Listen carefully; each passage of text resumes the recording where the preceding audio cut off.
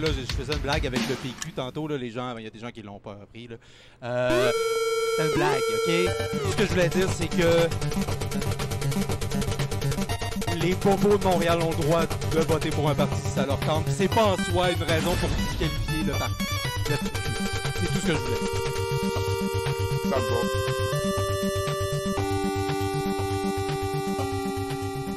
va. Excellent générique de notre ami Sébastien Savard. Est-ce qu'on débute tout de suite? Veux-tu nous parler un petit peu de ton premier clip? Ouais, ok, ouais, on va laisser le clip, puis après ça, je vais introduire. Hey, salut Nota Bene, j'avais juste une question. Entre le cours d'histoire et les émissions historiques, culturelles, ainsi que les émissions YouTube culturelles, il y a quand même assez bien de différences. Et je voulais savoir pourquoi. Normalement, l'histoire s'est passée comme ça et pas autrement, non? Salut camarades, et bien question fort intéressante. Si j'avais une réponse claire, eh bien je te la donnerais. Donc, écoute, je vais tenter de te la donner. L'histoire, c'est en fait, pour reprendre une formule bien connue, une science qui a pour but de répondre à 3 questions.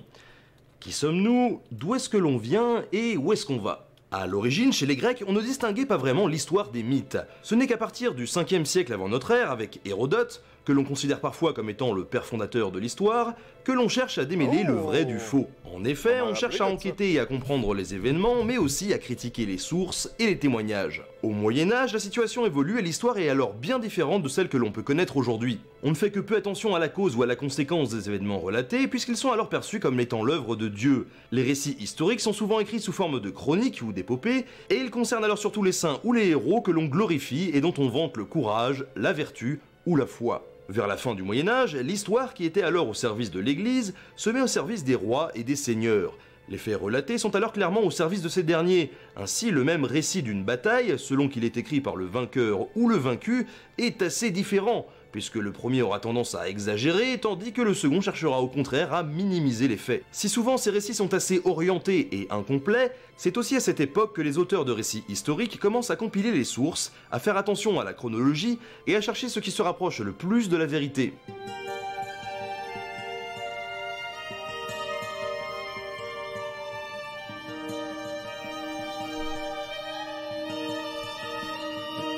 Il faut attendre la fin du XVIIIe siècle pour assister à la naissance de l'histoire contemporaine. Certes, l'histoire n'est pas encore considérée comme une discipline à part entière, puisqu'on la rattache alors à la philosophie, aux lettres ou à la politique, mais l'historien n'a plus de compte à rendre à son dieu ou à son roi. La critique des sources devient centrale, et on cherche à établir une chronologie précise des faits. Quelques décennies plus tard, en 1808, les Archives nationales françaises sont fondées, et en 1821 est créée l'École nationale des chartes, premier institut académique dédié à l'enseignement de l'histoire. L'histoire qui devient alors au début du 19e siècle une véritable discipline. Elle passera alors par plusieurs courants successifs, tout d'abord par le romantisme qui se penche sur la sensibilité, les sentiments et l'esthétisme, et qui met l'accent sur la réflexion et sur la critique, mais aussi par le libéralisme et par le nationalisme. Alors ok, c'est une discipline académique, mais elle se laisse quand même influencer par les idées du moment. Il faut attendre la fin du 19e siècle pour voir apparaître la notion de recul avec l'histoire positiviste. En effet, le courant positiviste vise plus d'objectivité dans l'histoire, et décide alors de ne s'intéresser qu'au passé révolu. On évite également toute forme de comparativisme, on se concentre alors sur les événements, on met de côté tout le côté sociologique, et on se concentre sur l'histoire politique et militaire de la France. Si cette période est contestée, c'est sans doute parce qu'elle avait tendance à mettre en avant des grandes figures historiques françaises, la Troisième République ou encore le colonialisme. Mais la discipline se dote néanmoins d'une vraie méthodologie, et on remet en question les sources qu'on a sous les yeux. En 1929, la revue historique appelée Les Annales fait son apparition. Cette revue marque profondément la discipline, puisque non contente de mettre fin au positivisme, elle est à l'origine d'un nouveau courant de pensée. L'histoire élargit drastiquement son objet d'étude, et vient pour cela alors solliciter d'autres domaines, comme la sociologie, l'anthropologie, l'économie ou encore la géographie. On cherche alors à comprendre le présent en se penchant sur le passé, on s'intéresse fortement à l'organisation sociale et à la psychologie des masses, l'homme est alors indissociable de l'environnement dans lequel il évolue. Mais depuis quelques décennies, cette nouvelle façon de faire l'histoire, elle est elle aussi remise en cause. Jacques Le Goff lui-même, un grand historien, lui reproche d'être un peu trop spécifique. On fait de l'histoire de l'art, on fait de l'histoire de l'économie, on fait de l'histoire de la littérature, alors que tous ces domaines sont finalement assez liés, et que si on faisait une étude plutôt globale, ça nous permettrait de comprendre un petit peu mieux le monde dans lequel on évolue.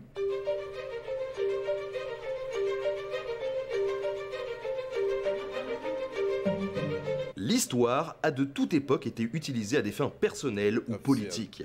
Il faut alors souvent se méfier de ceux qui se proclament historiens, mais qui ne le sont pas vraiment. De même, il faut prendre beaucoup de recul sur la vision politisée de certains historiens qui occultent des pans entiers de l'histoire pour orienter leur discours. Par le passé, l'histoire a souvent été mise au service d'une idéologie, d'un régime politique ou d'une personnalité, souvent pour légitimer les convictions, les actions ou le pouvoir de ces derniers. Attention, point Godwin, Hitler par exemple voyait par exemple dans sa propre histoire celle d'autres figures historiques ou mythiques importantes, et la propagande nazie allait dans son sens pour légitimer son pouvoir. Plusieurs courants minoritaires sont en histoire dits révisionnistes, c'est-à-dire qu'ils remettent en cause des événements communément admis et le plus souvent bien documentés.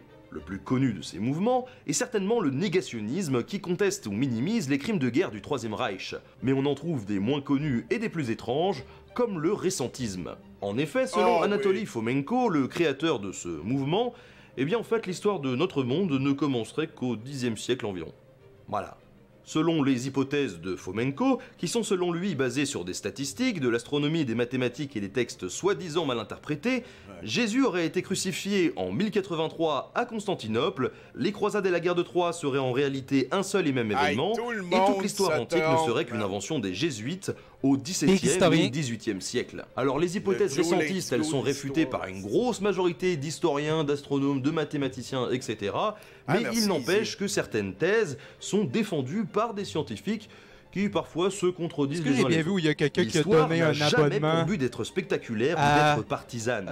Le travail de l'historien est complexe et rigoureux. Le travail sur les documents qui servent alors de source ne se limite pas à l'étude de textes. Et à une certaine petite sur les images, la géographie, l'archéologie ou encore la sociologie. De même, lorsque l'on relate la vie d'un homme, il faut prendre en compte le contexte dans lequel il évolue à chaque moment de sa vie pour comprendre ses choix. C'est ce que démontre Bourdieu dans son fameux texte L'illusion biographique en tout cas. Il est alors important de se pencher sur ce qui se fait ailleurs, et ce notamment en dehors de l'Occident, pour ne pas avoir une vision trop ethnocentrée de nos événements. L'histoire comparée est alors importante et doit être encouragée. Et moi alors dans tout ça, eh bien il faut également remettre en question tout ce que je peux dire dans Nota Bene, car je ne suis pas infaillible. Et d'ailleurs depuis le début, je le répète, je ne suis pas un historien, et donc il est fort probable que je puisse à un moment donné passer à côté de quelque chose. De manière globale, il faut prendre du recul sur absolument tout ce qu'on vous présente, que ça soit dans les médias, dans les livres, sur internet ou dans les podcasts vidéo, et c'est d'ailleurs pour ça que je mets des liens dans la description pour vous permettre de prendre du recul et d'aller plus loin. Alors parfois certains les trouveront un peu légers et remettront mon travail en question, à tort ou à raison, ça c'est pas la question, mais c'est ça aussi qui est formidable sur YouTube et sur internet, c'est de pouvoir vous interagir, moi de prendre en compte vos retours, et c'est cet échange qui va permettre d'améliorer les choses. Voilà les amis, je voulais remercier Romain de la chaîne Linguisticae et Nico excellente de chaîne aussi, Pilote, qui m'ont aidé pour la production de cet épisode et qui vont m'aider sur la production des autres jusqu'à fin juin environ,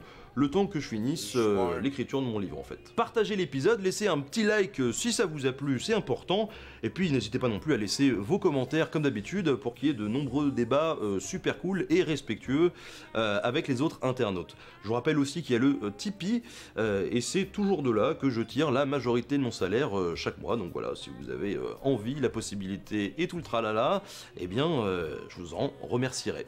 Moi je vous dis à la prochaine pour un nouvel épisode. Salut.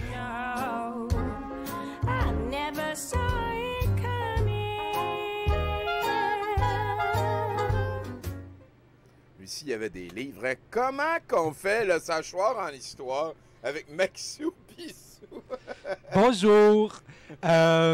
Donc, j'ai mis cette vidéo-là en premier parce que ça donne le ton d'un peu ce que je disais au début de ce que je veux faire. Ouais. C'est donc le premier petit bloc de la chronique, et je vais le poursuivre, c'est bloc Histoire de l'histoire. Donc, comment l'histoire en tant que discipline est apparue. Donc, on va reparler d'Hérodote notamment. Et en deuxième partie, on va parler aujourd'hui, parce qu'en histoire, la matière première des historiens et des historiennes, c'est les sources. Officielles. Mais généralement, on parle des sources textuelles, ce qu'on lit. Mais aujourd'hui, je vais vous parler, parce que je vais revenir sur, on a parlé du présentisme dans la vidéo de Nota Bene. Ouais. C'est la thèse d'un autre gars qui est un peu la même idée, là, en gros, que je vais en reparler, mais qu'il y a un bunch du Moyen-Âge qui n'a pas existé pour vrai.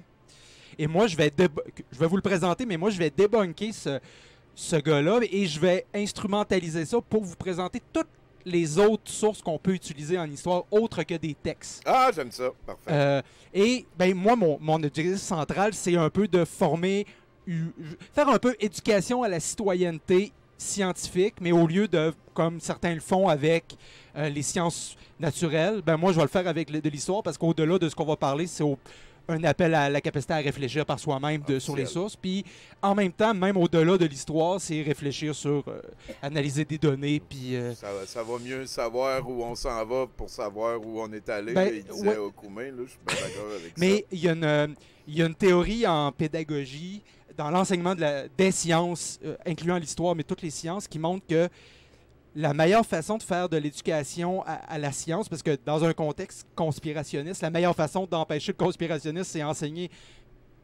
les sciences. Mais c'est pas de parler de science comme si c'était, OK, mettons, je te dis, non, c'est pas vrai, la Terre est ronde, ferme ta gueule. Si je te dis juste ça, ben OK, c'est quelque chose qu'il faut que tu apprennes. Mais si je t'explique exactement comment on a... L'évolution. Comment on en est venu... parler d'Ératosthène. Comment il le fait pour démontrer. C'est quoi tous les chercheurs qui ont passé puis qui ont pour démontrer... Quand tu fais ça comme ça, l'enseignement de l'histoire des sciences, par exemple, je trouve que c'est beaucoup plus efficace pour... enseigner Tous les champions de mémoire aussi, ils disent qu'un de leurs trucs principaux, c'est de transformer en histoire. Les cerveaux humains comprennent quand on se fait raconter quelque chose, Ératosthène en chameau dans le désert avec une taupe puis un puis deux bâtons. Ouais, puis tu sais, voilà, oui, je suis amplement Je pense que d'accord si avec on mettait davantage l'accent, par exemple, sur l'histoire de la science, dans les cours de sciences au secondaire, j'ai l'impression que ça serait plus efficace, mais ça, c'est ce que des recherches montrent, en tout cas. Voilà. Parler de ça, c'est un sujet très intéressant.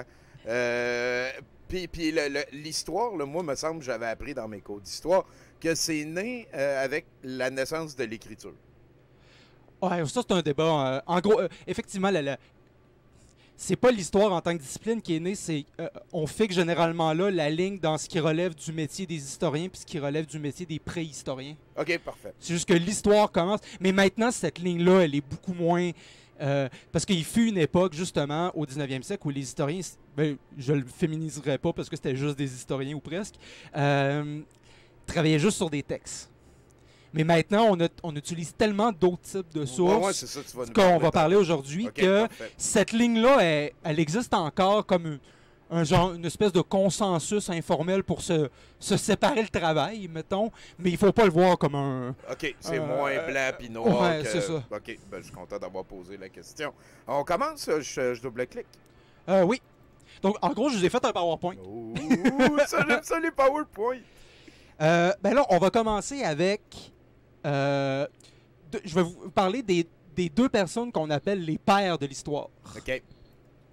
Donc, tout d'abord, et là, vous avez ici la Grèce au moment des guerres médiques.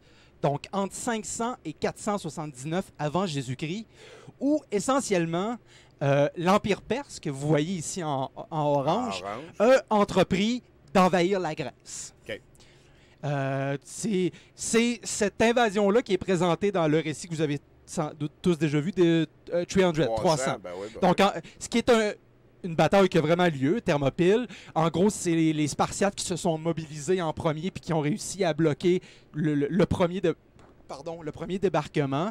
Et après ça, le reste de la Grèce, parce qu'il faut comprendre qu'à cette époque-là, il n'y a pas d'État, c'est des cités-États. Ouais, t'as Athènes, t'as Sparte, t'as Thèbes. Eux autres, mettons, ils n'ont pas des cartes comme nous autres, on regarde là. Non, ben les cartes n'existaient pas, en fait. C'est ça. Fait que, donc, c'est plusieurs cités plus ou moins puissantes qui, un peu tout le temps, se tapent sur la gueule, mais il n'y a pas l'État grec centralisé. Ça va venir à la limite avec quand Alexandre le Grand va envahir toute la patente, mais ça, c'est faire un ménage. Donc, c'est ça. Mais pourquoi je vous parle de ça? Parce qu'il y a un gars qui a décidé de nous raconter cette guerre-là. Next. Je n'étais pas à l'affût. Hérodote. Exactement. Donc, Hérodote, né vers... Là, j'ai des notes, qu'on appelle souvent aussi Hérodote d'Halicarnasse. Il est né en 480 avant l'ère commune ou avant Jésus-Christ, prononcez comme vous voulez, à Halicarnasse. Et lui, ça a été le premier qui s'est dit qu'il y a eu quand même une révolution intellectuelle, qui s'est dit, moi, je vais pas je vais essayer d'expliquer ce qui s'est passé. Puis pour le faire, je vais pas m'appuyer juste sur genre les dieux, les récits qu'on se fait des dieux. Je vais aller me promener puis je vais aller demander au monde ce qu'ils ont vu. Oh, des témoignages. Des témoignages. Puis je vais aller lire des textes qui ont été écrits là-dessus. Des sources. Bon, à cette époque-là, il n'y a pas beaucoup de sources écrites qui sont disponibles. C'est surtout des témoignages. OK. Et là, puis pour bien vous le montrer, je vais vous montrer l'entrée en matière, l'introduction de son texte qui s'appelle, et tu peux passer au prochain, et je te le laisse le lire. C'est le début de son texte. Hérodote d'Halicarnasse présente ici les résultats de son enquête.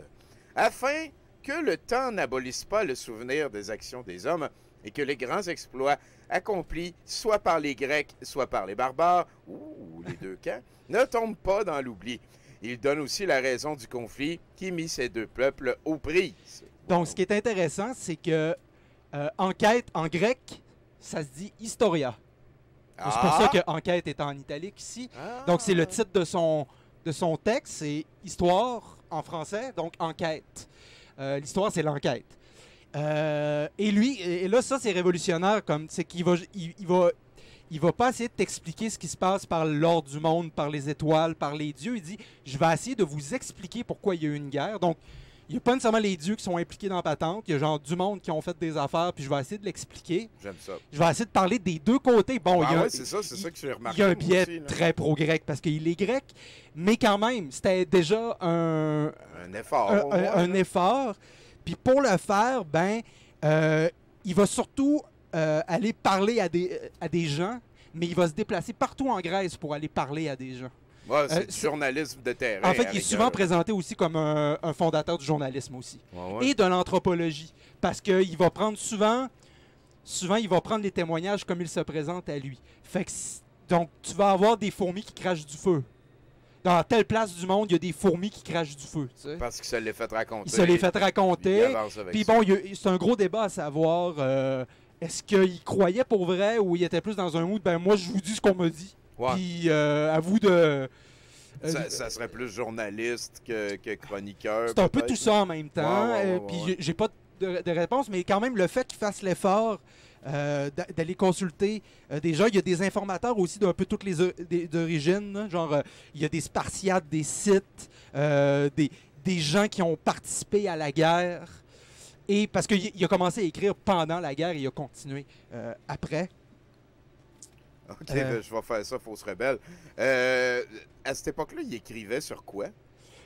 Des tablettes d'argile ou du papyrus. OK. Parce que je l'imagine se promener avec les tablettes comme d'Astérix. Ouais. Tabarnak, moi. Il faut vouloir. Hein? Fait qu'on continue. Ils ont dit que ça ressemblait, le Hérodote. Il ressemble à tout le monde. Et voilà la gang, c'est. Donc là, on avait Hérodote qui a un peu fondé la patente. Et là, on passe à une autre guerre pour parler d'un autre grand historien, un autre grand fondateur de l'histoire. Et on a ici la guerre du Péloponnèse. Et là, c'est intéressant parce que là, c'est une guerre qui met en conflit les deux plus puissantes cités de Grèce, c'est-à-dire Athènes et Sparte. Et là, on a ici, en rouge, Athènes et ses alliés, et en vert, Sparte et ses alliés. Les deux vont fonder un genre de mini-empire, genre de cités moins puissantes qui vont se mettre autour d'eux. Okay. Et donc, en 431 avant Jésus-Christ, et c'est donc une guerre qui va être extrêmement violente, qui va causer probablement l'une des guerres les plus violentes que le monde a connues jusqu'alors, avec la plus grande quantité de morts, qui va entraîner la chute de la démocratie athénienne. Parce que Athènes va perdre la guerre, là, spoiler alert. Okay. Spoiler. Donc, c'est la guerre du Péloponnèse entre 431 et 404. Et il y a un gars qui s'appelle Thucydide, qui est officier général athénien. Ah, je le connais pas, lui. Il va perdre une coupe de bataille. Disons que sa carrière militaire sera peut-être pas comme il l'aurait espéré. Fait qu'il va décider de se faire historien.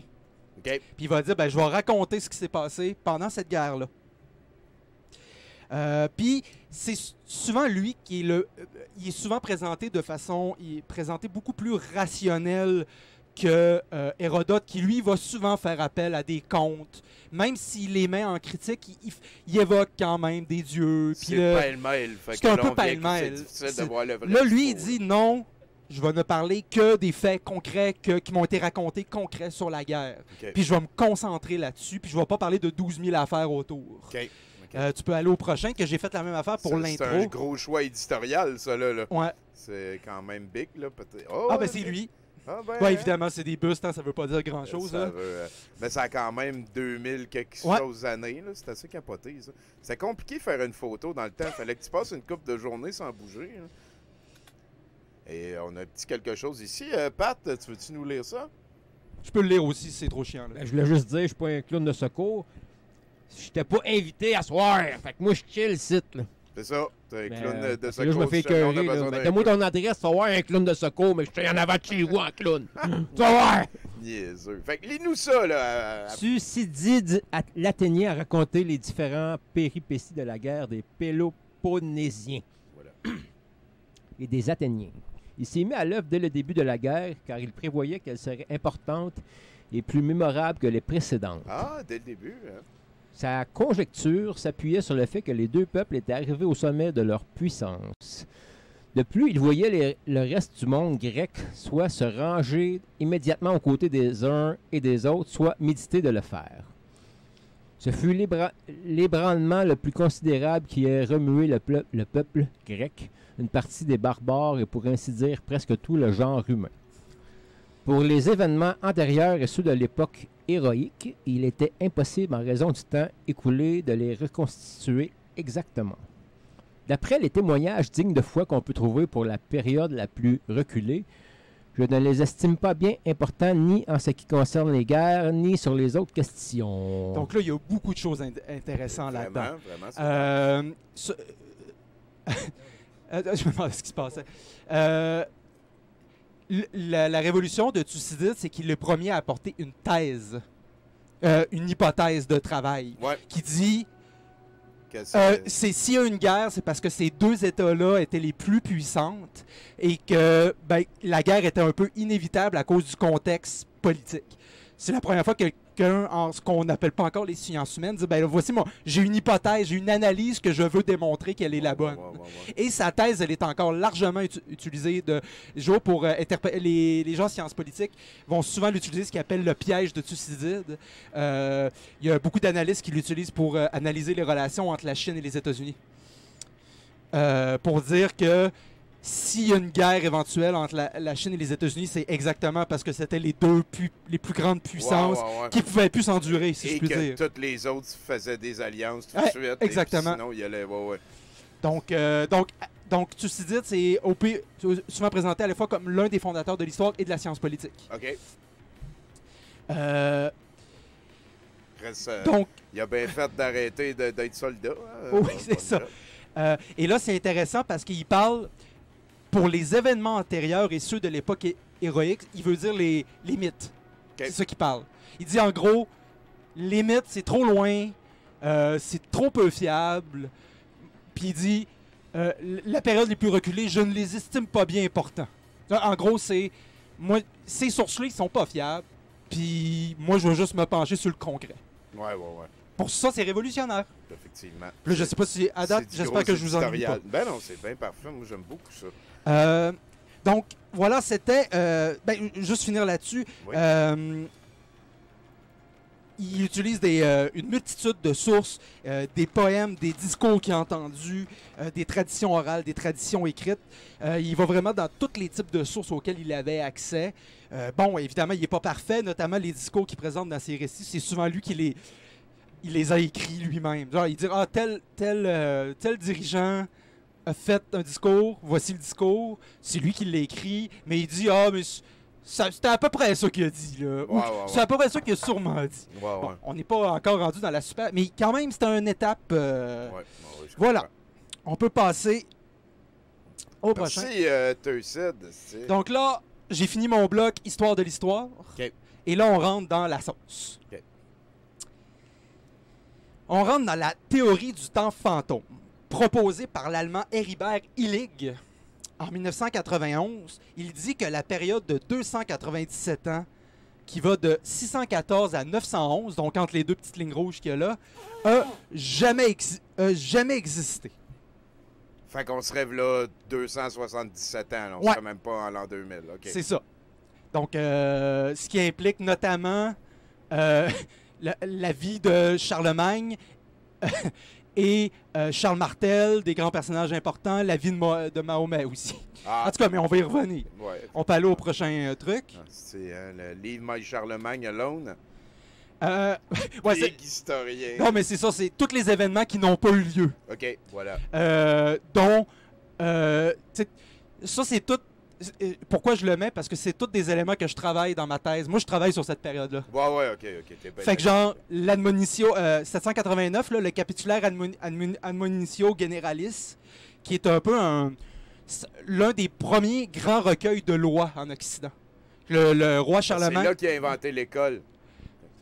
Comme dans Toon. C'est drôle parce que c'est effectivement dans l'admonitio generalis qui a imposé l'obligation aux cathédrales d'avoir des écoles. Mais en gros, c'est un premier grand genre... c'est comme s'il y a un genre de loi omnibus. C'est genre un package de lois qui dit « Moi, je suis le roi. Voici toutes les lois que je vous envoie. » Fait que c'est un texte fucking important dans les histoires du droit puis l'histoire médiévale. Et l'une des sources importantes pour ma propre recherche. Mais elle n'a pas existé.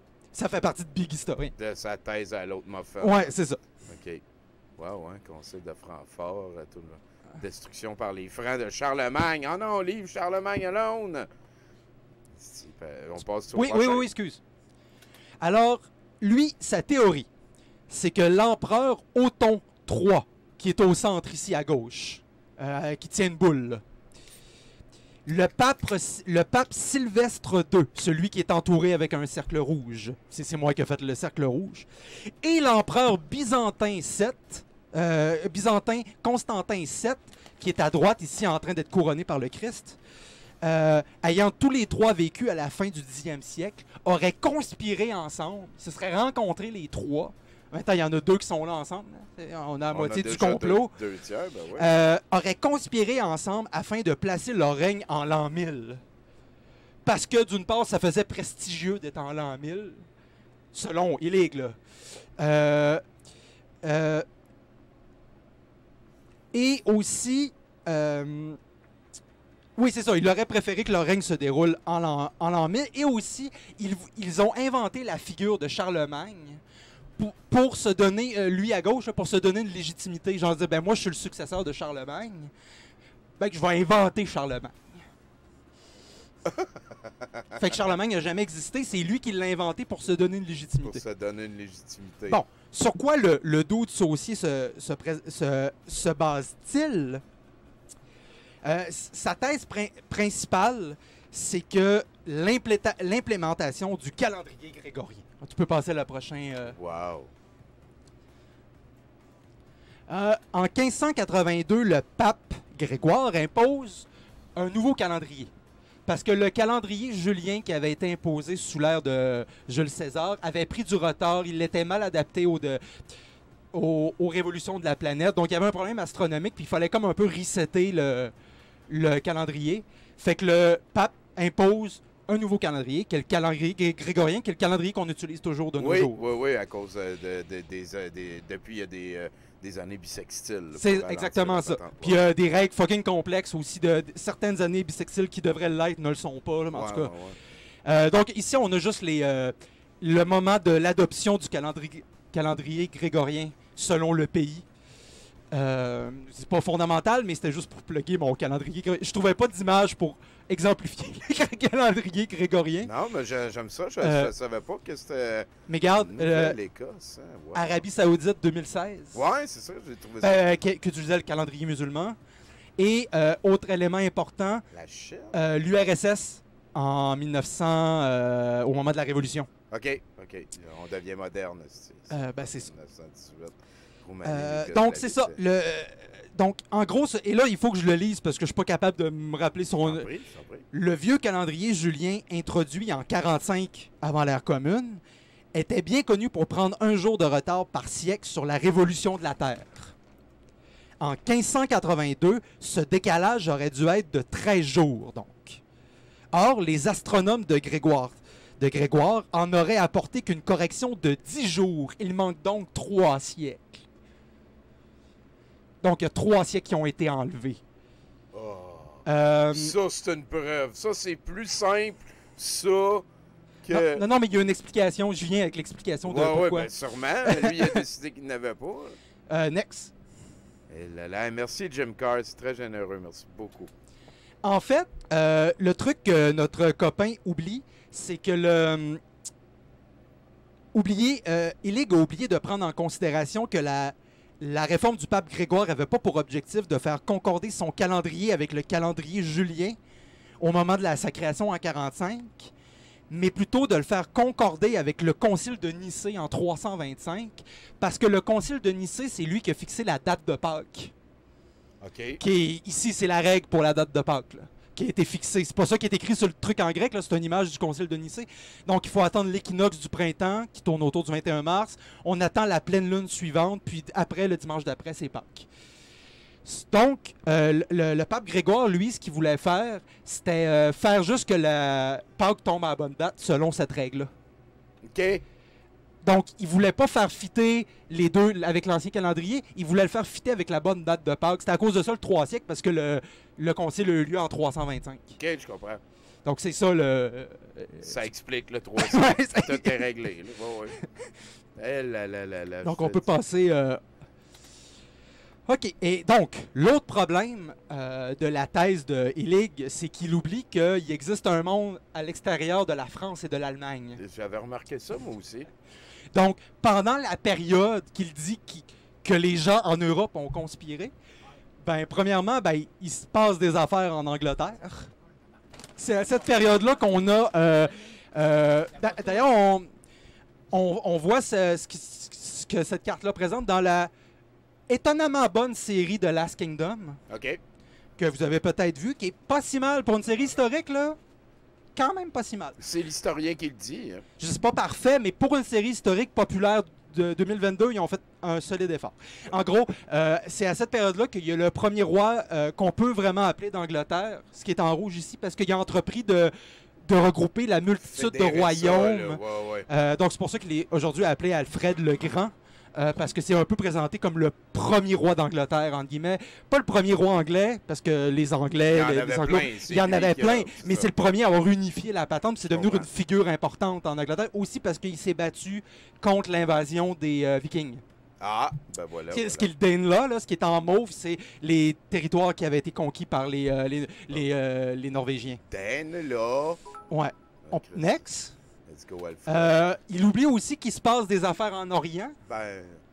Donc, on a ici la carte des royaumes musulmans au 9e siècle. Donc, on a le très puissant califat abbasside en vert. Ouais. Et c'est particulièrement important parce que là, on est en ce moment au cœur de ce qu'on appelle la Renaissance musulmane. Ouais. Où il y a des astronomes, ils traduisent les textes des anciens du grec vers l'arabe. C'est grâce à eux qu'on va avoir de très nombreux textes des anciens. On les a grâce à ces gens qui ont conservé les textes de l'Antiquité. Des astronomes, des médecins. Ils ont 300 ans d'avance sur le reste du monde. C'est là aussi qu'ils ont un petit peu standardisé les symboles pour les mathématiques. Ils ont adapté les symboles. En fait, ils ont importé les mathématiques indiennes et les ont fait progresser. Le mot algèbre, en fait, tous les mots qui ont al au début viennent probablement, ou qui ont le mot al dedans, viennent probablement de l'arabe. Donc, algèbre, ça vient de l'arabe. Trigonométral. Non. Ah non.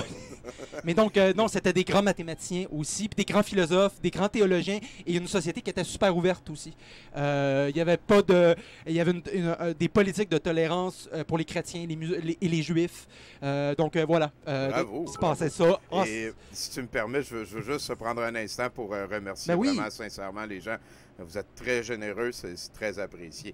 Donc voilà, merci beaucoup. Merci beaucoup tout le monde. Je suis content je le prends comme un compliment de que c'est pas trop plate ce que je dis. C'est très intéressant. Je pense que c'est très intéressant. Puis au même moment, l'Empire chinois qui en ce moment-là est aussi au pic, en 742, au pic de sa puissance. Okay. Et je ne suis pas du tout un spécialiste de l'histoire chinoise, fait que j'irai pas plus loin là-dedans. Mais il se passe plein d'affaires, puis ils ont aussi des... Ils se sont fait, notamment, ils sont des spécialistes d'astronomie, notamment. Beaucoup de philosophes. Donc, tout ce monde-là, fait qu'on peut voir qu'il y a un élément un peu raciste dans la thèse de Illig, dans le sens que, genre... En tout cas, c'est tout ce monde... moins chauvin. Ouais, c'est que tout ce monde-là, les Chinois puis les musulmans qui étaient genre, qui avaient 300 ans d'avance, ça n'existe pas, eux autres, là. C'est ça, ils savent pas. Anyway, hey, Zargoud, merci. Qu'est-ce que vous êtes swell. Et on poursuit, hein, c'est... Voilà. Ah non, mais là, il y a du nazisme. Pas du tout.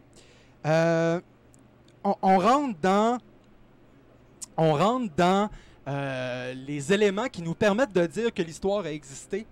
Ici, on a un texte en vieux chinois qui souligne le passage de la comète de Halley. Oh, yeah, cool. Le truc, c'est que cette comète-là, elle est passée pendant que l'histoire n'a pas existé. Ouais, pendant les 3 siècles. Là, c'est ça. 77 ans. Exactement. 3 fois. Sauf que les Chinois, ils l'ont vu, eux autres. Puis ils l'ont écrit qu'ils l'ont vu à ce moment-là. Puis quand... Ça, c'est le fun parce que les astronomes puis les historiens se sont parlés ensemble. Parce que là, les historiens ont dit, hey, les Chinois disent qu'ils ont vu la comète à cette date-là. Ouais. Là, les astronomes, selon vos calculs, ça a-tu du sens? De leur côté, ils ont dit, hey, c'est cool, on va pouvoir tester si nos calculs sont bons.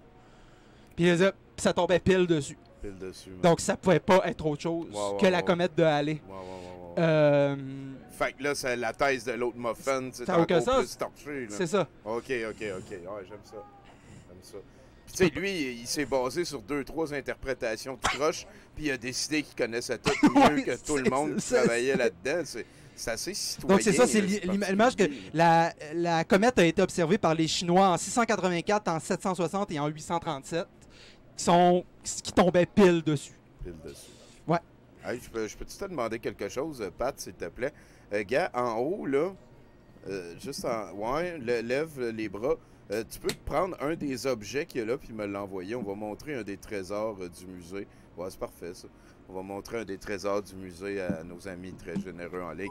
Merci, Max. Moi, je pense que tu fais bien de le prendre comme un compliment. On poursuit dans l'aventure. Je double-clique. Il y a quelqu'un qui m'a demandé c'était quoi exactement qui est représenté ici. Je vais être honnête avec vous autres, j'ai pas complètement compris l'explication qui m'était donnée sur cette image-là représente le passage de la comète. Je suis désolé, je suis pas capable d'écrire davantage pourquoi. Mais je pense que c'est divers astres, effectivement, qui sont présentés. Peut-être différentes étapes, là, peut-être... Je le sais pas. Je sais pas. Sinon, je veux vous montrer le Charizard qu'on m'a donné, hein, avec le petit feu sur la queue et tout, hein, c'est des amis qui m'ont déjà donné le Charizard, puis hey, vraiment, merci beaucoup, les gens. Moi, à chaque fois que je pars d'ici, vous êtes tellement gentils avec moi, je repars tout le temps comme avec un hype d'estime personnelle. Parce que les gens sont gentils. Oui, c'est parce que tu le mérites, je pense.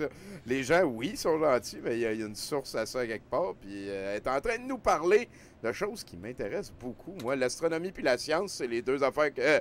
l'astronomie puis l'histoire, c'est mes deux sciences préférées, puis on est saucé dans les deux. Là, on n'est pas dans la même période. On est en 1070, mais c'est une autre observation de la comète de Halley sur la fameuse tapisserie de Bayeux qui représente des... Donc, ça se passe en Angleterre. On représente ici des personnages qui sont en train d'observer la comète de Halley passer. Moi, je trouve ça cool qu'on aille ça. C'est en 1070. Ouais. C'est un autre élément que, encore là, les astronomes peuvent checker si leurs calculs sont bons. C'est pas la même période que le doux disait, mais je voulais relever cette image-là que je trouvais sympathique. Oui, c'est vrai que c'est une belle... Il n'y avait pas encore vu de dessin de Dragon Ball avec des blasts de Kamehameha. Maintenant, il y a beaucoup de mimes, parce qu'il y a un générateur que tu peux faire tes propres mimes avec des images de la tapisserie de Bayeux. Ah, c'est bon. Alors là, on commence. Ce que je vais vous présenter, c'est les espèces de sciences qui nous permettent... Hey, on n'a plus de... c'est les sciences qui nous permettent de démontrer qu'il s'est passé des affaires pendant la période que le gars dit qu'il ne s'est pas passé d'affaires. Au-delà de l'histoire, là. Oui, comme là, je te vois aller avec tes ronds d'arbres. Ouais, exactement. OK. Donc, on commence avec la dendrochronologie. OK, j'aime ça. Qui est donc, comme tout le monde le sait, ou presque tout le monde, il est possible de voir... le temps qui a passé à travers les cercles. À chaque année, en gros, il y a un cercle. Bon. Mais en prenant des échantillons dans plusieurs sites anciens, dans une même région et ayant poussé à des époques différentes, c'est possible de les recouper avec le climat. Parce que les cercles vont varier selon le climat. Ah, je comprends. Mettons, là, tu as un arbre qui est à 10 ans, puis là, c'est un hiver de marbre. Fait que là, ça va être un gros. Fait que là, tu es capable de reconnaître ça sur un arbre de 90 ans. Fait que là, tu peux comme un petit peu replacer la chronologie. Puis des fois, tu vas avoir des arbres qui vont avoir une centaine d'années, ça se peut. Fait que si tu as plusieurs arbres de plusieurs centaines d'années que tu es comme capable de mettre sur les faire concorder ensemble comme si c'était un puzzle, tu es capable d'avoir un élément chronologique avec les arbres. Puis en même temps, ça nous informe sur le climat. J'aime ça. Donc, tu es capable de voir à telle année, il y a eu une année de marde, telle année, il a fait fret. Là. Voilà. Et ça permet aussi, même quand tu as un morceau de bois coupé d'un arbre, dans certains cas, les rayons sont encore assez clairs pour être capable de dater un objet coupé du bois et le faire concorder avec des rayons d'arbres anciens. OK, je comprends ce que tu veux dire. Wow. Donc, en mettant en relation l'analyse de ces bois-là, mais aussi avec des coraux et des coquillages, ainsi que des coupes dans la calotte glaciaire, qui est comme une espèce d'historique du climat du monde. Certaines carottes. Oui, exactement. Il est possible de dater des sites ou des morceaux de bois de façon assez précise au cours des 12 000 dernières années. Voilà. Hey, 12 000, là, ça nous ramène au début des villes. Là. On est dans le néolithique, effectivement. Voilà. Donc, elle permet aussi d'évaluer l'évolution du climat, ça je l'ai dit. Puis ça, c'est intéressant parce que les périodes climatiques ont un impact important sur le fonctionnement des sociétés, surtout dans les sociétés pré-industrielles. Oui. Probablement aussi encore plus quand on est dans le nord, là, dans des climats qui peuvent avoir de la neige. Plus difficile, genre, effectivement. c'est ça. Mais s'il n'y a plus rien qui pousse, généralement, ça va mal. Le climat, c'est important. C'est ça. Puis, tu sais, on va. Par exemple, à la fin du Moyen-Âge, il y a une série d'une période de crise à partir du 14e siècle, qui est notamment liée à un refroidissement climatique en Europe, qui va faire qu'il va y avoir de plus en plus enfin, c'est le contraire. Il va y avoir de plus en plus de famine parce que ça pousse plus. Et ça va entraîner une diminution de la force du système immunitaire, donc une explosion des épidémies. Donc, c'est comme une chaîne. Donc, plus il y a de gens qui meurent, plus il y a une perte de contrôle, une espèce de déstructuration de la société. Donc voilà. Donc c'est tous des éléments importants. Next. On passe, là on rentre dans le funky, à la paléopalinologie, qui est l'étude des anciens grains de pollen. Okay. Donc on a ici un pollen de sapin. Donc, la paléopalinologie, qui est l'étude des restes de pollen qu'on va trouver dans les strates archéologiques. Parce que, tu sais, quand les archéologues, ils creusent, sont capables de déterminer des strates. Donc, cette strate-là, ça fait 12 000 ans. Cette strate-là, ça fait 11 000 ans. Cette strate-là, ça fait 10 000 ans. Fait que quand tu vas chercher la diversité des pollens dans ces éléments-là, ça te permet encore une fois d'effectuer des liens avec le climat et avec qu'est-ce qui poussait pas. Wow! Par exemple, tu peux passer à la prochaine. Wow, OK, celle-là, je la savais pas tout. Ici, tu as l'exemple d'un diagramme pollinique. Donc, à gauche, tu as les indicateurs culturaux. Donc, je vais y aller avec le vert. Indicateurs pastoraux, c'est plus la ligne verte et haute, plus il y a... pasteur, c'est comme quand tu as des pâturages. Oui. Donc, tu t'occupes de des moutons. Donc, si tu t'occupes de moutons, ben, il y a moins de place pour la forêt et la culture. C'est vrai. Nécessairement. Et là, on voit sur cette image-là, en rose, qui est la quantité de pollen de Pinus, qui est un arbre. On voit que plus la ligne verte monte, plus le rose descend. Ah, parce qu'on prend plus de place pour avoir des élevages. Fait que là, on voit le super pic là, que t'es en haut. Là. Ouais. Juste après ce pic-là, il y a un gros creux. Ah, c'est ça que tu nous parlais, là. Oui. C'est la chiasse de... Il y a un gros creux. Puis là, de l'autre côté, dans l'indicateur pastoraux en vert, à gauche, ben là, tu as un pic en même temps. It's back. Donc, c'est ça. Donc, c'est possible. Par exemple, avec cette analyse-là, il a été possible de voir l'évolution de la popularisation de l'agriculture en Scandinavie pendant l'an 1000. OK. Donc, il était possible de voir de quelle façon il y a eu de plus en plus de culture en Scandinavie et peut-être moins de place pour la chasse peu à peu. OK. Puis, encore là, avec ces pollens-là, on est capable... Ouais, Pinus, c'est du pain. Effectivement, je suis désolé, j'avais oublié de vérifier ça. Merci. Donc c'est ça. Je vais lire la ligne. L'étude de diagramme pollinique a révélé que le développement de la céréaculture au détriment de l'élevage s'est produit en Scandinavie autour de l'an 1000. Donc, avec ce type de graphique-là. Celui-là, c'est en Espagne, mais c'est la même... Sûrement, on est dans la même Et là, à gauche, on a les dates. Hein? Donc là, ça commence à 6500 et à 500. Donc, pourquoi je dis ça? Parce que grâce au pollen, on est capable de faire des chronologies. Donc, de montrer que cette période-là existait, celle qui n'existe pas. Okay. Tu comprends ce que je veux dire? Oui. Il n'y a pas de trou dans le pollen. Non, voilà, non, je comprends. C'est des traces, des affaires qui survivent de cette époque-là. L'autre, anyway, il mange du poil. Et, je ne l'ai pas dit, mais ça permet aussi, de façon moins secondaire, de voir qu'est-ce qu'on fait pousser dans une place. Si, mettons, il y a, à une place, on voit apparaître un arbre qui n'a jamais été là avant, ça veut dire qu'il a été transporté, que quelqu'un est venu le planter là. Ah, je comprends, ouais. Ou ça veut dire peut-être qu'il y a eu une crise climatique et telle espèce a disparu. Donc là, on arrête de voir des signes polliniques de cette plante-là.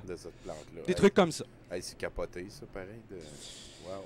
Et là, on passe à la paléogénétique. Donc, qui est l'étude de l'ADN. Non. Je suis désolé. C'est vrai, on n'a pas parlé. Qui est l'étude de l'ADN. Dans paléo, il y a tout le temps le mot paléo, ça veut dire ancien. Donc, c'est la génétique ancienne. Voilà.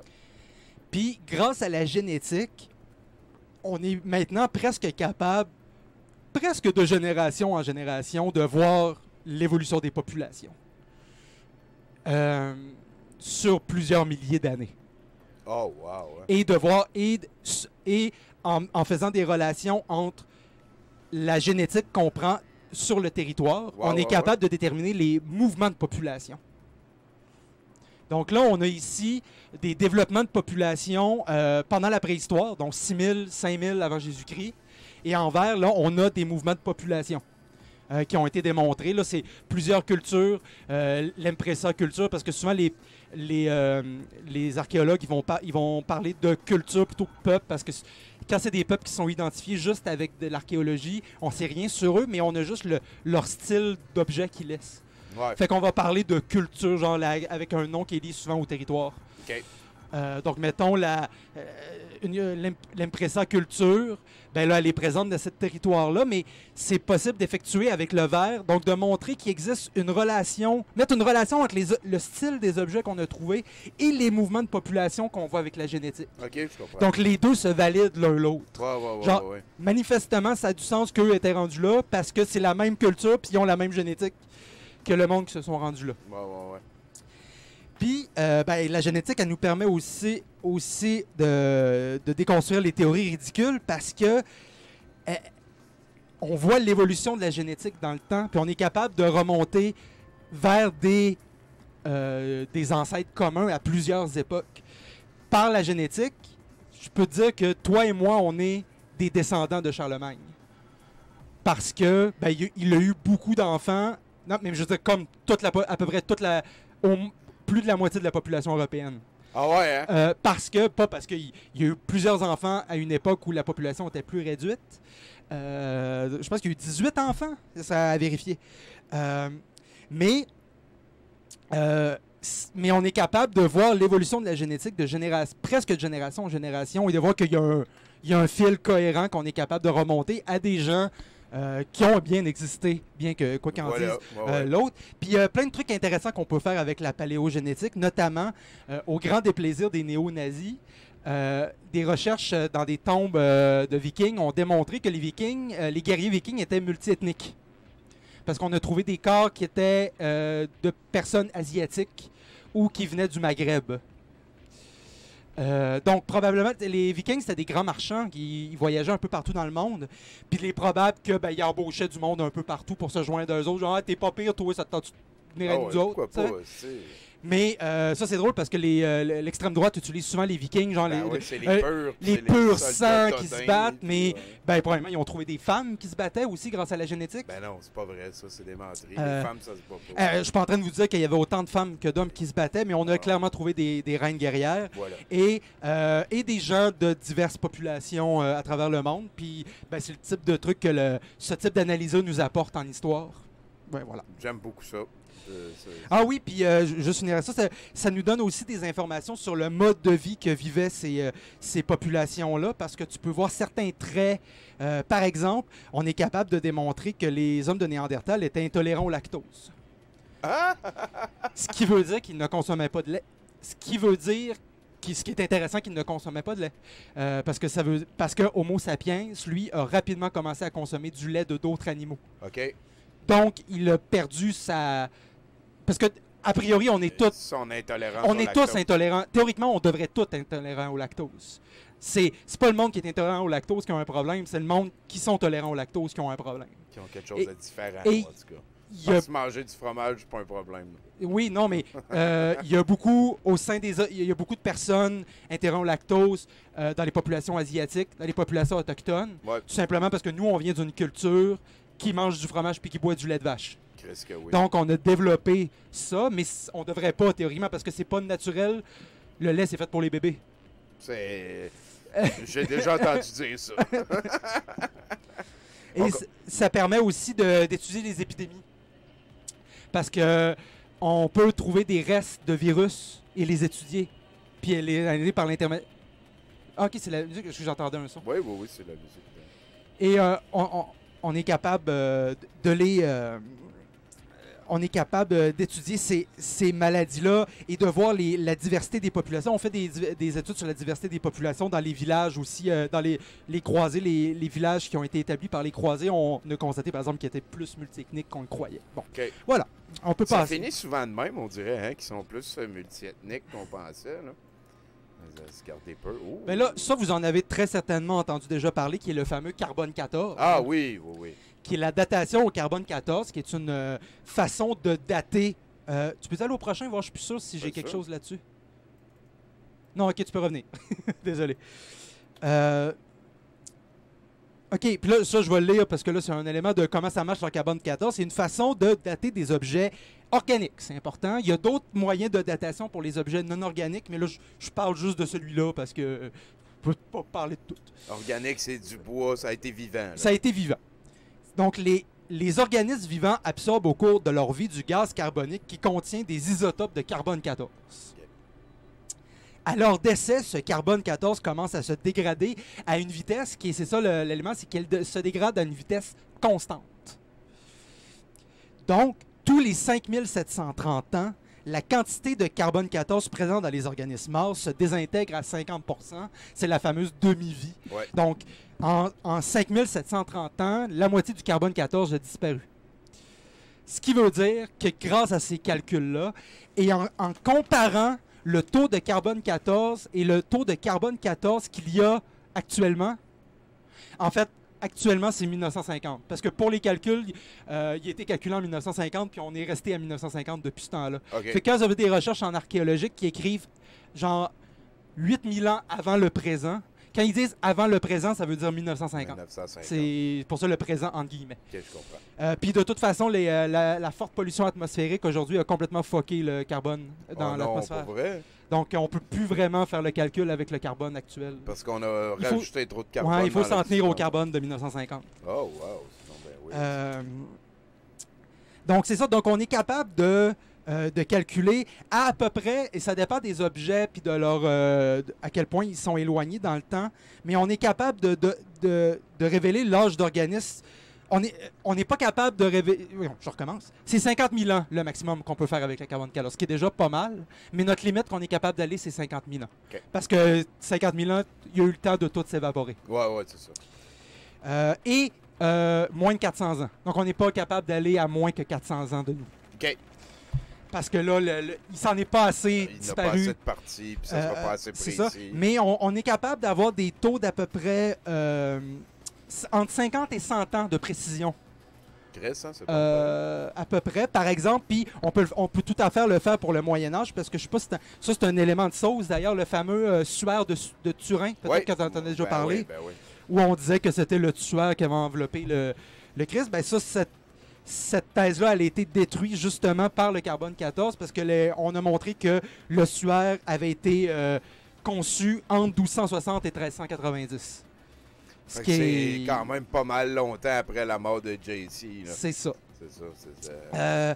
Donc, c'est une source fondamentale pour les archéologues, notamment, mais on est capable de dater des objets du Moyen-Âge aussi. Donc, c'est un autre des trucs qu'on a pour savoir que la vie a vraiment existé. Ouais, j'aime ça. Là, ils sont en train de jaser de morgelon et de carbone de niaiseux. Et qu'est-ce que c'est ce minuscule mérovingien? Je vous ai dit qu'on parlait pas de texte aujourd'hui. C'est vrai. J'avais plus mon micro. On parlera pas de texte, mais on peut parler des lettres. Donc là, je vous introduis à une science qu'on appelle la paléographie. Moi, un de mes directeurs à l'Université de Montréal, Gordon Blindman, il est paléologue de formation, c'est sa spécialité. Ce sont les gens qui sont spécialistes des écritures anciennes. Ah boy, hein? Qui sont très frustrants d'ailleurs. Eux, ils sont capables de dire, ils sont capables d'identifier ce type de lettrage-là a été écrit à telle période, dans telle région, et parfois même par telle personne. Oh shit, hein, OK. Ils n'ont pas le nom de la personne, parce qu'on n'a pas ces gens-là ne signaient pas, mais on est capable de voir, c'est la même personne qui écrit tel lui, fait qu'il leur donne des lettres, genre script A, script 1, script 2. Et là, je vous en donnais un exemple de quelle façon on peut voir l'évolution du temps à travers l'écriture, notamment au Moyen-Âge. C'est sûr qu'aujourd'hui, je vous parle beaucoup du Moyen-Âge parce que c'est ma spécialité, mais aussi parce que le gars, lui, a enlevé une partie du Moyen-Âge. Oui, ben voilà, c'est pour des bonnes et là, donc là, on a un des styles d'écriture qui est ce qu'on appelle la minuscule mérovingienne, vers 700, donc au début de la période que lui, il coupe.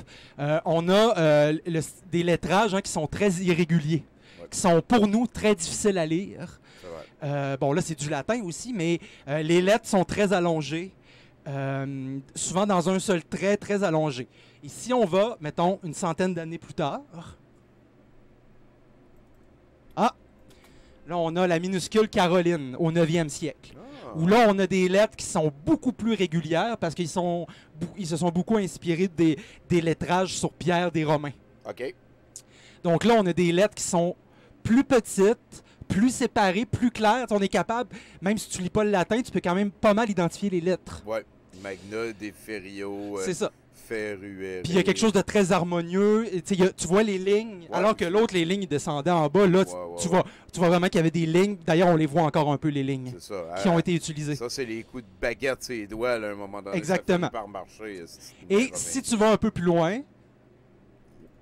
et là, on a notre bon vieux gothique. Oh! Donc là, on a le gothique tardif, qui est le pire, là. Donc 1407. Là, on voit toutes c'est comme si les lettres, il y avait des coins comme ça. Hein? Il y a des tu vois les coups de plume qui ont été donnés. L'un des traits du gothique aussi, c'est qu'il va y avoir beaucoup parce que ça coûte cher des manuscrits. Puis des fois, aussi, c'était des œuvres d'art, ces livres-là. Fait que là, le scribe, il s'en vient, puis c'est comme, oh, fuck, ma ligne va être trop longue. Qu'est-ce qu'il fait? C'est qu'il faisait des mots pour réduire, des symboles particuliers pour réduire les phrases. Donc, tu sais, aujourd'hui, le ampersand, là, genre aujourd'hui, le 8 dessus avec une barre pour faire « et », genre. C'est exactement là que je m'en allais. Okay. C'est ce type de truc-là. Tu sais, là, j'essaie d'en trouver un. Bon, OK. En bas, oui, juste à droite, là, il y a un P tout seul. Ouais. Il y a un P, il y a une ligne en dessous, c'est probablement un... Non, mais en dessous du P directement, il y a une petite ligne. OK. C'est probablement père, P-E-R. Là, je sais pas, je ne suis pas un spécialiste de ce manuscrit-là en particulier, mais c'est probablement... Et sur le mot d'après, qui est écrit Nomia, il y a un trait au-dessus du I, c'est probablement pour Normina, ça veut probablement pour le nom, donc père Nomina. Mais lui, il a réduit ça. Mais là, à un moment donné, ça devient le bordel complet. Où, faut que tu le saches. On a des dictionnaires de gothique où, dans telle région, il utilisait tel tel élément. Oui, on a des dictionnaires juste de ça pour réussir à aider. Parce qu'il y a des... Moi, je suis pas spécialiste de ça. Moi, je travaille sur des sources éditées. Mais c'est une expertise à part entière. C'est ça, il y en a qui éditent après ça. Il y en a que c'est leur spécialité. Là. Voilà. On s'en vient vers la fin, inquiétez-vous pas. Non, je voulais qu'un autre objet qu'on a pour dater les périodes, c'est l'architecture. Officiel. Donc, j'ai toujours appris au cours de la période, c'est qu'on voit clairement des styles et des mouvements qui sont liés aussi aux moyens techniques de l'époque. Nécessairement, au 5e siècle, tu n'es pas capable de faire une cathédrale gothique à cause des moyens techniques. Puis on connaît ces moyens techniques-là, donc on est capable de faire des mises en relation. Donc là, on a au 7e siècle, donc au tout début du Moyen Âge, ce qu'on appelle une église de style pré-roman. Donc, église Saint-Jean-Baptiste de Bagnos en Espagne. On peut passer au prochain. Wow. On a ici le style roman. Donc là, on est au fin du 11e siècle. Donc là, on entre dans ce qu'on appelle le Moyen Âge central. Okay. Donc là, on voit l'ampleur de l'objet, que c'est beaucoup plus grand. On a l'apparition des façades monumentales, etc., etc. On voit déjà qu'il y a une transformation. C'est vrai. Et là, si on passe au prochain... C'est 1100, là, même pas. 11e, c'est 1000. Ouais. Ben oui, c'est impressionnant. Et là, on a le style gothique, donc qui est un classique, là, la cathédrale de Metz, ou Metz, dépendamment comment vous prononcez, qui est un peu comme l'un des monuments de l'art gothique. Okay. Donc là, on a les architectes ont trouvé une façon d'élargir les bâtiments en mettant des... on le voit un peu à droite. On voit ici des piliers comme ça, des piliers qui s'établissent sur des piliers et ainsi de suite, qui permet de plus en plus d'élargir les bâtiments avec les moyens qu'on a à l'époque. OK. Puis là, on a tout l'aspect aussi, c'est très... beaucoup de pierres, beaucoup de représentation dans la pierre. Il y a l'élément rayonnant, qu'on pourrait dire. On le voit, toutes les petites pointes qu'il y a un peu partout. Là, c'est comme si c'était des flammes. Oui, vraiment. C'est weird, ça aussi, l'espèce de fusil laser de cartoon des années 30. Oui, c'est ce qu'on appelle... Là, j'ai un blanc de comment on appelle ça. J'ai un blanc de comment on appelle ça, mais toutes les cathédrales gothiques avaient un truc comme ça. Okay. Je suis pas un spécialiste d'architecture, mais je voulais quand même relever. On peut voir l'évolution. On peut voir l'évolution du temps par l'intermédiaire de l'architecture. Officiel. Ça reste longtemps. Puis, allô. C'est un autre exemple d'évolution dans l'architecture qu'on a. On a ici ce que je voulais vous représenter ici, c'est en quoi ça peut nous être utile. L'architecture en histoire, c'est parce que l'architecture, ça nous donne beaucoup plus d'informations. Ça nous donne pas juste des informations sur les moyens techniques, mais aussi sur la culture qui l'a produit. Puis je vais vous donner un petit exemple. On a ici le chœur de la cathédrale Notre-Dame de Paris, tel que représenté dans un manuscrit du 19e siècle. Ce que vous avez devant, là, ce qui n'existe plus aujourd'hui, ça s'appelle un jubé. C'est un truc qu'il y avait dans certaines églises au début du Moyen Âge qui cachait complètement la vue de l'autel aux gens. Maintenant, ils ont tous été retirés. Puis c'est drôle parce qu'au Québec, souvent les vieux utilisent le mot jubé pour parler des tribunes. Okay. Ce qui est une faute, en fait, mais c'est pas une grosse faute. Là, mais jubé, au Moyen Âge, c'est ça, ça cache complètement la vue aux gens. Et pourquoi? Mais ce que je veux vous insister surtout, c'est que tout au long du Moyen Âge, le chœur, il s'allonge. Le chœur, c'est cet espace-là qui est entre les gens et l'autel. Okay. Donc, c'est ça, là, ce qui est au centre-là. Et le chœur, c'est où se tiennent les membres du clergé pendant la messe. Okay. Et où le chœur aussi, c'est pour ça qu'on appelle ça comme ça, les gens qui chantent, notamment. Et tout au long du Moyen Âge, les chœurs, ils s'allongent de plus en plus. Pour avoir des distances telles qu'il est même difficile de voir l'autel pour les gens qui sont dans le public. Mais ça nous renseigne sur une transformation du culte pendant le Moyen Âge où on assiste à ce qu'on appelle dans le domaine une cléricalisation de l'Église, c'est-à-dire que les membres du clergé prennent de plus en plus de pouvoir. Ouais, et ils sont de plus en plus. Eux autres, ils en perdaient, et les fidèles, eux autres, sont de plus en plus rejetés de l'espace sacré parce que, là, arc, vous êtes juste des laïcs qui fassent partie du monde. Nous, on est des... Puis c'est en même période où les membres du clergé deviennent une genre de classe dominante. Donc là, toute cette séparation-là entre les fidèles et le clergé est représentée dans l'architecture. C'est juste ça que je voulais vous présenter, ce type d'information-là que ça nous donne. Oui, non, j'aime ça. Ça, c'est... Wow, qu'est-ce que c'est cool. Hey, la gang! Un autre exemple, ben là, on rentre dans l'histoire de l'art.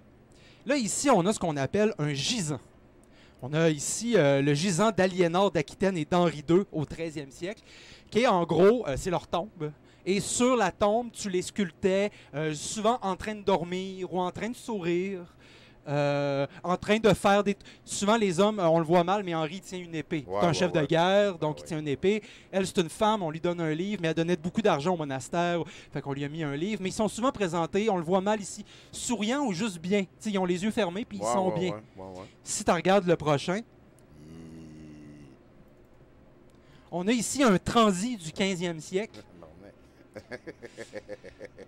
Ils ont mis donc, des verres. Donc, c'est gothique as fuck. Mais ce que je vous... Tu sais, pour répondre, mes gars, ils sont pas dans la sculpture, mais la sculpture est par-dessus leur tombe. C'est ça. Ce que je veux vous présenter, c'est qu'à la fin du Moyen-Âge, j'en ai parlé tantôt des crises climatiques qu'il y a eu à la fin du Moyen-Âge. En gros, tout va chez le diable à la fin du Moyen-Âge. Je veux dire, tu as des épidémies, tu as des famines, tu as des conflits politiques et sociaux, parce que tu as des guerres entre les seigneurs, tu as la guerre de 100 ans, en plus, qui va émerger entre la France et l'Angleterre. Tout le monde se tape sa gueule constamment. Donc là, tu vas avoir une vision beaucoup plus sombre de la vie qui va se développer dans l'art, et de la mort, surtout. Tandis que, mettons, au 12-13e siècle, où la vie est... Bon, la vie est difficile, mais la plupart des gens mangent somme toute à leur faim. Et il y a une approche beaucoup plus paisible à la mort, où les morts sont représentés souriants. T'sais, ils sont au paradis, ils sont bien, tout va bien. Ça a été démonisé, cette période-là, mon chum, là, le Moyen-Âge. Mais à partir du 15e siècle, ou 14-15e siècle, là, tu as une transformation du rapport à la mort, où là, tu rentres de ce qu'on appelle l'art macabre. De plus en plus de représentations... les gens gothiques aujourd'hui s'inspirent beaucoup de cette période-là du Moyen-Âge. On assume que c'est ça. Là. Que la vie, c'est de la mort. On est là pour souffrir, puis on va souffrir, puis vous allez tous souffrir, puis vous allez probablement tous aller en enfer aussi. Puis probablement que cette statue-là a plus rapport de la vérité, puis de ce que c'est rendu que les autres qu'on a vus, qu'ils lisaient un livre. Ben, moi, j'aime mieux me représenter mon père bien, qui est décédé, j'aime mieux me le représenter bien. Que pas bien, en train de souffrir avec des vers. Ça, c'est sûr. Mais il souffre peut-être pas. Là, en tout cas, il tue l'imagination. C'est donc bien capoté. Ah non, c'est très gothique, mettons. Et là, alors, on va me faire un petit jeu. Là. Je suis prêt. T'es-tu prêt pour mon petit jeu? Condoléances pour ton papa. Ah non, je voulais pas... mon point, c'était... excusez, je vais pas créer de malaise. Il n'y a pas de malaise. Je l'ai appris, puis... je passe la pote. Mais là, on fait un jeu. C'est une image faite au 13e siècle dans un texte qui s'appelle Le Régime des Princes, qui était un manuel, un style de texte qu'on appelait les miroirs des princes, qui étaient des textes, des espèces de... Des textes qui étaient donnés aux jeunes princes pour l'expliquer comment être des bons rois. Ah! C'est un espèce de manuel du roi. Oui, régner pour les nuls. Mais c'était souvent avec quelque chose de très chrétien. Ça va être ça la révolution, notamment du prince de Machiavel. Okay. Parce que lui, il va faire exactement ça. Mais au lieu de dire, il faut tout le temps que tu sois bon, il faut tout le temps que tu sois généreux, lui, il va dire, non, laisse faire ça. On va faire le contraire. Ouais. Ou... cherche pas nécessairement à faire... Par exemple, il va dire, cherche pas nécessairement à être tout le temps bon parce que ça va te mettre dans la merde. C'est vrai. Bon. Mais... Ça ferait très manipulable, ça, c'est sûr. Donc là, le jeu ici, c'est... Parce que ce que je veux vous présenter, c'est de quelle façon l'art peut nous enseigner sur l'histoire, l'analyse d'art. Puis moi, ce que je te demande ici, qu'est-ce que tu vois dans cette image-là? Mettons que fais-moi l'analyse de cette image. Moi, je pense que c'est différentes affaires que le prince va vivre dans sa vie. Différentes personnes qu'il va rencontrer. Là, en haut, t'as ceux que quand ils perdent, ils disent que c'est les autres. En bas, à gauche... OK, non, attends, on va y aller étape par étape. Okay. En haut, c'est la gang. C'est la gang. C'est l'entourage. Puis là, ça s'adresse à lui éventuellement. Lui, il va tu sais, tu es un petit prince, tu deviendras roi. Et là, tu vas devoir faire comme si le monde habillé pincé puis qui connaissent Dieu sont le fun. Puis il va falloir que tu prennes les madames un peu pour acquis. C'est pas des madames, c'est des hommes. Ben non, pas de poils. Les hommes avaient des... Au Moyen-Âge, les hommes avaient des tenues très, très colorées, très ce qu'on qualifierait aujourd'hui de féminin. Ah, ben. Le voile qu'on voit là, c'est masculin. Okay. Mais au-delà de l'aspect du texte que je te dis, c'est qu'est-ce que ça nous dit sur la société? Garde à gauche, c'est des membres de l'Église. Ouais. Donc, droite. En avant, tu as un cardinal. Oui, bien à notre gauche et à sa droite. Ouais. En avant, tu as un cardinal. Ouais. Il est en rouge. Juste derrière lui, tu as des évêques parce qu'ils ont le petit chapeau, ils ont la mitre. Juste derrière les évêques, tu as des prêtres. Derrière les prêtres, tu as des moines. Ouais. Donc, tu as toute la hiérarchie de l'Église qui est représentée. Okay, ouais. À droite, tu as quelqu'un qui a une couronne sur la tête, qui est un plus petit que roi. C'est probablement le prince, son fils, ou lui qui va lui succéder, ou l'un des grands du royaume. Et à droite, tu as tous les membres de l'aristocratie. Ceux qui ont des belles robes, c'est probablement des gens de l'administration. Okay. Et plus à droite, tu as des gens avec des armures. Donc, c'est probablement les généraux. Il y a juste quelque chose que je veux... Je veux prendre le temps de... C'est quoi ça? C'est un loup-garou? Il n'y a personne qui ressemble à ça jamais. C'est un petit peu... Hein? Tabarnak. On dirait Donald Duck. Je sais pas ce qu'on fait là. Il me fait penser à Flagada Jones. Je le vois pas. Ah, tu vas le voir dans l'écran. Ah non, c'est gelé. Non, ben, c'est ça, c'est lui. Le chevalier que j'ai grossi sa tronche. Je pense que c'est un... Ah, c'est un casque doré. OK. Bon, ben voilà. Désolé d'avoir ralenti. Ah là, pas de problème. Et puis là, en bas, ben là, ça veut dire qu'il a rencontré la case dirigeante du site. Non, en fait, ce qu'il faut voir... Il a rencontré les bourgeois, là. Ah ben, c'est pas tant les rencontrer, c'est que cette image-là présente en fait les trois grands groupes de la société, ben, les grands groupes de la société médiévale. Donc, okay. Exactement. Donc, en bas à gauche, tu as bien vu, c'est les bourgeois, c'est-à-dire les commerçants. Ouais. Tu vois des bateaux qui sont au port. Donc, ça, c'est la classe marchande. À droite, ben, c'est le peuple. C'est celui qui travaille sur la terre. Ils servent à rien. Exactement. Mais pourquoi je dis ça, c'est parce que par l'analyse d'œuvres d'art, tu es capable de...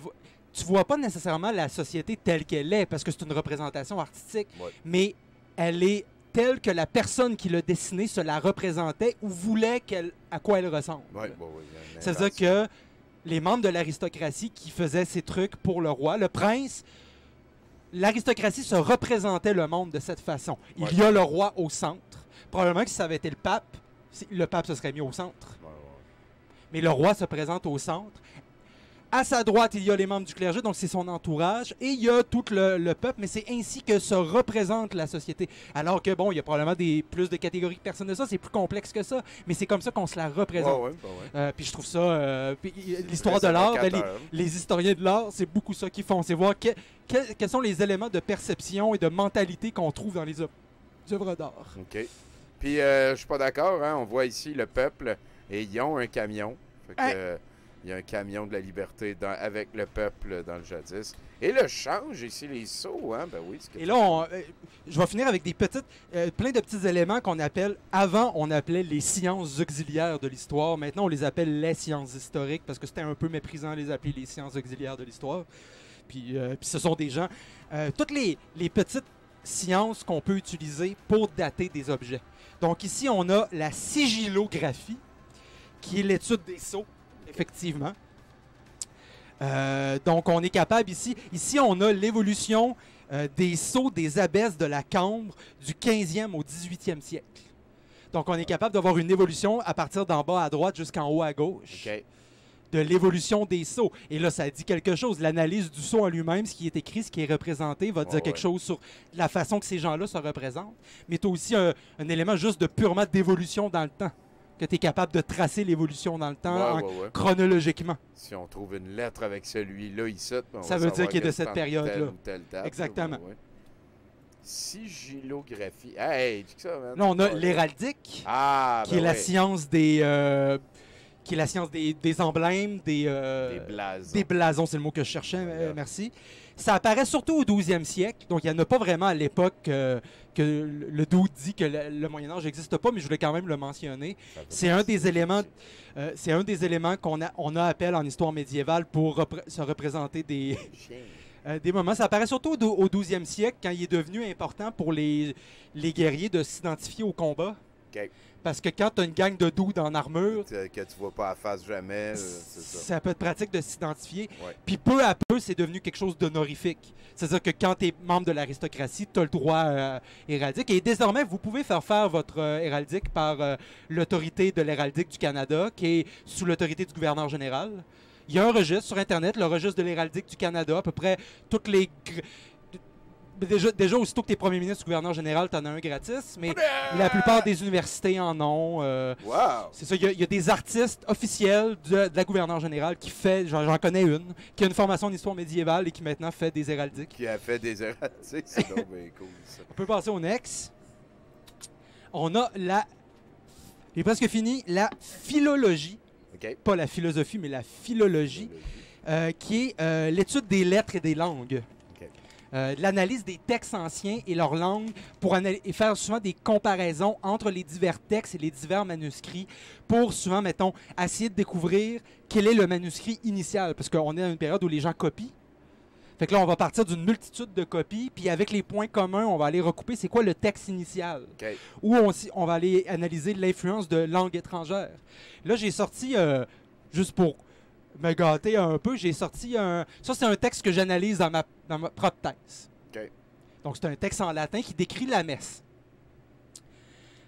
Donc là, au point 22, on a l'idée que pendant que le prêtre reçoit les offrandes des gens qui sont venus à l'autel effectuer des offrandes, il y a un acolyte qui se tient près de lui pour que le prêtre reçoit les shit, puis lui, il remet... parce qu'il ne peut pas tout tenir. Okay.